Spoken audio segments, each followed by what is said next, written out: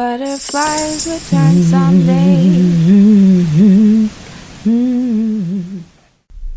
No. So yesterday, April 9th, 2026, the artist known as Africa Bambaataa died. And for some, that's the end of a musical era. And for others, it's the end of a long, painful wait for justice that never quite arrived in a courtroom. The news of his passing, it's not just news. It's how we as a culture choose to remember him. I wasn't even going to speak on this. I was just going to let it pass and do what it does. But within hours of the announcement, major platforms and gatekeepers like Hot 97 hit the internet with 3 words that felt like a slap to the entire Black survivor community and to every advocate in this community. They said, rest in power. Man, listen, we have got to talk about why we have to stop using the language of the oppressed and those with the least power to honor the predators among us. We are deconstructing a few myths here, and we're asking a very simple question. How much is a baseline worth? Let's talk about this misuse of the word power. That phrase, rest in power. Now, I'm a Black Gen Xer. I remember when this phrase was a prayer. It still is for me. It's been reserved for martyrs, true martyrs, not in the cast off use of the word martyrs, the cynical use of it. It's for those whose lives were stolen while they were in the act of lifting up an entire people, of living in truth, of speaking in truth, because they stood up for the dignity of Black people. So when you say rest in power about a man accused of systemically violating the most vulnerable children in his community, you aren't just being disrespectful, you're really being complicit. You're enabling, you're an accomplice. You're telling every boy who sat in the company of that person and left changed forever. Forever. See, I don't think people understand. I think they think of it as, oh, it was an act. You walk away and you get over it, right? No. You leave changed forever. People leave angry. People leave with all kinds of things, and it's not for lack of forgiveness, lack of prayer, lack of treatment, lack of therapy, lack of all of that. It changes the trajectory of your life. And you're telling them, those boys, that what they experienced, their trauma is less powerful than a record. Power is a privilege. If you didn't use your power to protect the seeds of the culture you claimed to build, you don't get to rest in power. You just go, just exit, stage left. Everybody's gonna leave. The demons, the monsters, the angels, and the saints, we all gonna leave. Just go. And the rest of us who are here, we are left to clean up the mess you made. So I don't understand these parades and people throwing these parades, and they used to do these things when you go to things in school and people would boo, and the musicians would play louder to drown out those boos. That's what it reminds me of, these folks getting on these platforms and doing. You can do that all you want. We still got to clean up the mess that was made from these harmed people who were harmed as young folk. So yeah, we're salty about this. He didn't create the soul of the community, but he branded it, and he used what he branded as a shield. And for too many, that brand was grooming ground. And we've been gaslit into believing that we owe our cultural existence, at least in that corner, to a few, but we don't owe our culture to its predators. We owe our culture to children who survived them. And why was he protected for so long? Because he had value like the kids didn't? In this industry, we too often trade morality for legacy. Oh, that's all entertainment industry. We saw it in 2025 when he refused to show up for civil court. We saw it in the decades of silence from industry veterans who knew and said in interviews that they knew. Now they want us to separate the art from the artist. They say because that song changed everything. But what he did to those kids changed everything. An alleged founding father who eats his own children isn't a pioneer. He's a parasite with a platform.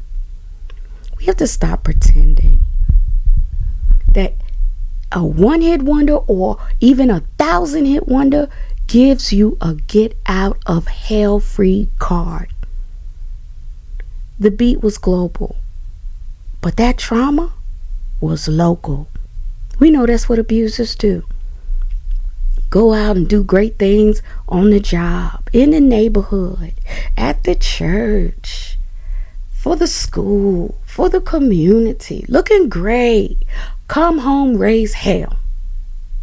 Create hell. Come home, create a whole hell. First person I saw, I talk about this from time to time, like, how did you know that you could even speak? And I saw, I think I was like 18, maybe 19, and I saw Marilyn Vanderbilt Adler. She's Miss America 1950, and I didn't think we had a thing in common. I almost didn't go, but something was drawing me to her. I saw the ad in my local paper, and I went.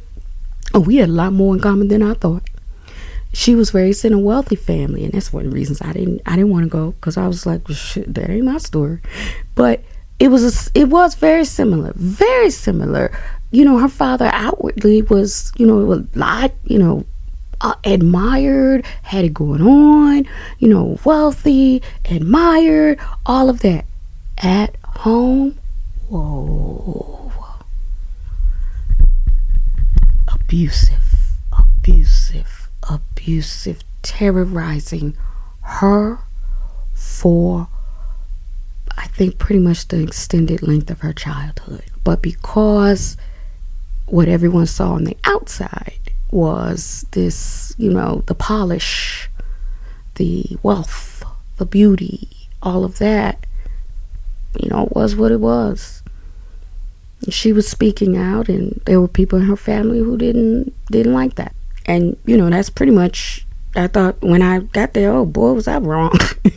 Was I wrong about whether or not you have something in common with someone else who survived abuse. And so what I'm saying there is, similarly, abusers often outwardly, their accomplishments are celebrated widely. People love it. Oh, yeah, it changed everything. Everything was great.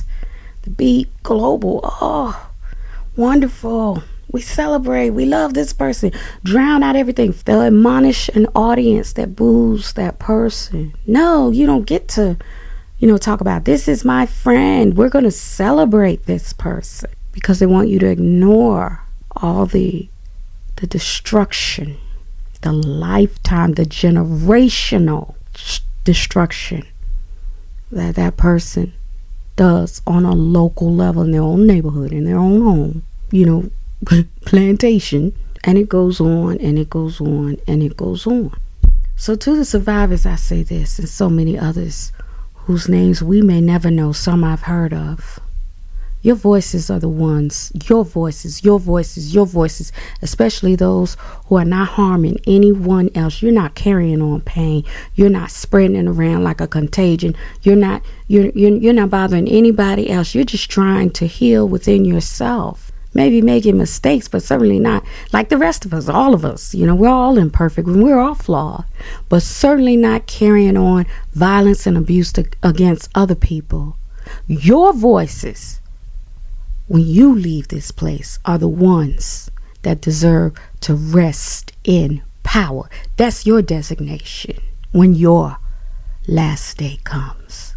You are the ones who fought valiantly the real battle. You fought against a legend, a whole machine, a culture that told you to shut up for the good of the movement, the culture, the music, the genre. And we're not going to let a bass line drown out your screams or your tears or your heartbreak or your disappointment or your sadness.